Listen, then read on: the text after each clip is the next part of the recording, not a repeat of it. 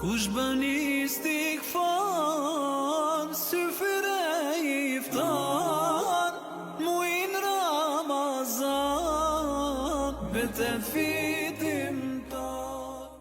Bismillahirrahmanirrahim. Alhamdulillah, wassalatu wassalamu ala rasulillahi wa ba'd. Xhenneti nuk është diçka utopike, imagjinare apo e paarritshme. Xhenneti i Allahut subhanahu wa taala është i vërtetë dhe njerëzit që do të hyjnë në të janë të vërtetë.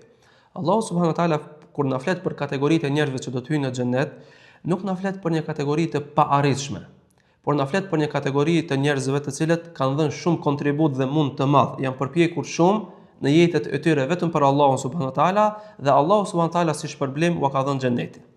Allahu subhanahu wa taala në një ajet kuranor surën Tauba thot: Allahu ka blerë prej besimtarëve shpirtra dhe pasuritë e tyre në kompenzim me xhennetin. Pastaj në ajetin tjetër thon mufessirin, komentatorët e Kur'anit, Allahu subhanahu wa taala ka dashur të thotë të xhennetit janë, pra të xhennetit janë edhe këto kategori që do t'i përmendim. Dhe fillon dhe i përmend Allahu subhanahu wa taala duke filluar et-taibun, ata të cilët vazhdimisht pendohen për mëkatet që ja kanë bërë Allahu subhanahu wa taala. El-abidun, ata të cilët e adhurojnë vetëm Allahun subhanahu wa taala. El-hamidun, ata të cilët e falenderojnë Allahun subhanahu wa taala për çdo gjë që u ka dhënë në jetët e tyre, në veçanti për mirësinë dhe begatinë e Islamit. Es-saihun, ata të cilët agjërojnë vetëm për fytyrën e Allahut. Er-raki'un es-sajidun, ata të cilët për ulën në ruku dhe në sejdë vetëm për Allahun subhanahu wa taala.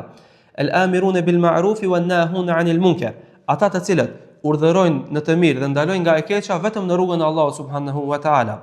Wal-hafizun li hududillah, dhe ata të cilët i ruajnë kufit e Allahut subhanahu wa taala. Dhe nga hadithi pejgamberit sallallahu alajhi wasallam kuptojmë se kufit e Allahut janë haramet. Pra ata të cilët e ruajnë veten e tyre nga haramet karshi Allahut subhanahu wa taala, në fund të ajetit thot Allahu wa bashiril mu'minin. Dhe ti o Muhammed sallallahu alaihi wasallam përgëzoi besimtarët. Allahu subhanahu wa taala nëse e vërejmë këtë ajet e nisi me pendim, nuk e nisi me adhurim. Pra tha et-taibun, ata të cilët pendohen tek Allahu subhanahu wa taala për gabimet e tyre. Sepse rruga për në xhennet fillon me një zemër që e pranon gabimin e tij karshi krijuesit të tij. Andaj ky ajet është shumë shpresdhënës. Ky ajet është burimi i lumturisë tek besimtarët, nga se kupton se këta kategori janë prej xhenetlive.